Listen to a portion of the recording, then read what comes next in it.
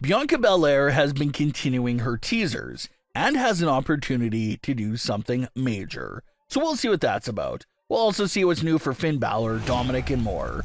Starting things off with Bianca Belair and everything that's new and happening in her world, because there's quite a lot. Bianca is still a babyface within this moment in time, but there's just so many different pieces surrounding Bianca that looks like it's painting her in a heel light, but she has yet to actually cross that line. So, what are some of these things that aren't a good look for Bianca Belair at the moment?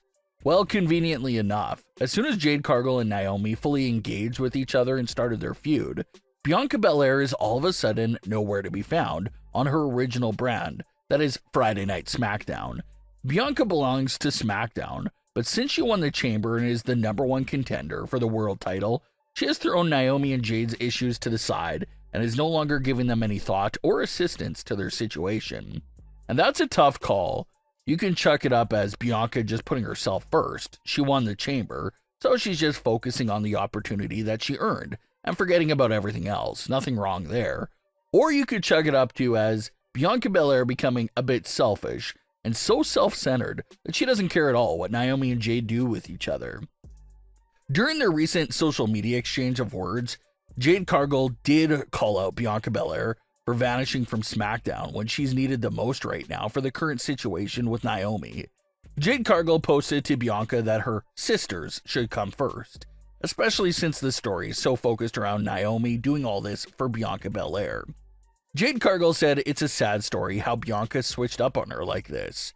So you even have Jade painting Bianca as a villain, basically calling out Bianca for just worrying about herself and straight up abandoning the situation between Jade and Naomi on SmackDown. We may not know what's going through Bianca's head and what her true intentions are, but what is a solid piece of information that is true is that Bianca Belair has not shown her face on SmackDown in several weeks, and has not even attempted to calm the fire between Jade and Naomi. On top of that, you have Bianca Belair's character continuing to tease the collapse of her mental state. Bianca's trying to juggle everything that's happening to her. In a matter of days, Bianca Belair's had major fallouts with 4 of her closest friends: Jade Cargill, Naomi, Iyo Sky, and Rhea Ripley, who were all close with Bianca just a few weeks ago. They are all now hating Bianca's guts and can't stand her. So that's got to do something to you mentally to lose 4 friends pretty much all at the same time. Not only is Bianca dealing with the switch-ups of her former friends, but there's been some booze sprinkled in for Bianca during some of her recent editions of Raw. So now she's even dealing with some fans switching up on her. Every single week that Bianca, Iyo, and Rhea have had a segment together recently, Rhea always appears to get the strongest and loudest reaction. So is that something that's boiling up in Bianca's head as well? Her friends are leaving her. Some fans are leaving her. What is she thinking right now? And what is she going to do next? Bianca Belair continues to tweet that everyone is pushing her to the edge, and that she doesn't want to crash out, but how she feels like that's what everyone is forcing her to do. So Bianca has teased the crash out a lot, but will we actually see Bianca crash out soon is the big question. Well, it's looking like the March 31st edition of Raw will present Bianca Belair a big opportunity to do something major.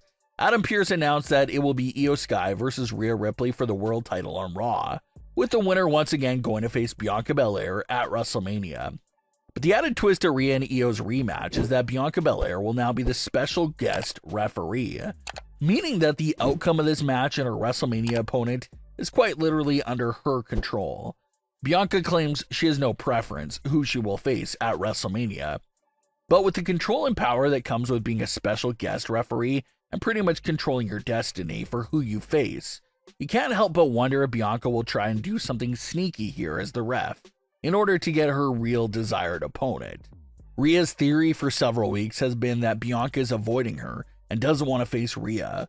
Rhea says that Bianca wants to face Iyo because Bianca thinks she'll have an easier time beating Iyo than Rhea. So that narrative is already in play here, and you wonder if Bianca may do something as the referee to support Rhea's claim, or maybe prove her wrong and go against it. But judging by how rude and aggressive all 3 women have been with each other in recent weeks, you can almost guarantee that Bianca Belair will get into a dispute with both Rhea and Iyo in this match, and probably won't call the match right down the middle. Fans are still believing that the WrestleMania 41 plan is still a triple threat between Bianca, Iyo, and Rhea. So if that's the plan, that means that some type of shenanigan or disqualification has to take place, and then Adam Pearce will have no other choice but to officially declare it as a triple threat match for WrestleMania 41. So whatever happens, it surely won't be a clean finish called by Bianca Belair. So could Bianca's questionable referee calls in this match continue to take her down a path of madness? That's going to be what we'll have to closely observe. But like we've been saying from the start, it's a match with 3 baby faces, so someone's got to show some type of edge to them. And a lot of fans are looking at Bianca since she has a lot that she's dealing with right now. Now let's get into another exciting WrestleMania match that does look like it's going to include a major storyline. And this is the Fatal 4-Way match with the Intercontinental title between Finn Balor, Dominik Mysterio, Penta, and Bron Breakker. It'll surely be a great match, but from a storyline perspective, there's one major story that's going to be a real driving force, and that's everything between Finn Balor and Dominik Mysterio absolutely imploding at WrestleMania 41. After crashing Penta and Bron's match and turning this into a Fatal 4-Way, Dominik and Finn are united and happy again. The tension will come back up again to the surface during this WrestleMania match itself, when Dominik goes in for a pin and reveals to Finn that he wants to be the Intercontinental Champion as well. Up until this point, Dominik Mysterio has never put himself first. Dominik has all been about helping others in the Judgment Day get big opportunities and get big matches. So maybe Finn is entering this match feeling confident and assuming that it'll be a handicap match because Dominik will be loyal and do everything he can to make sure Finn wins this match. But what happens when Dominik potentially turns mid-card on Finn Balor? And considering that everything with Dominik and Finn is the main story here of this match, what if the finish of the Fatal 4-Way involves strictly the both of them? What if Dominik Mysterio pins Finn Balor of all people to win the Intercontinental title for himself?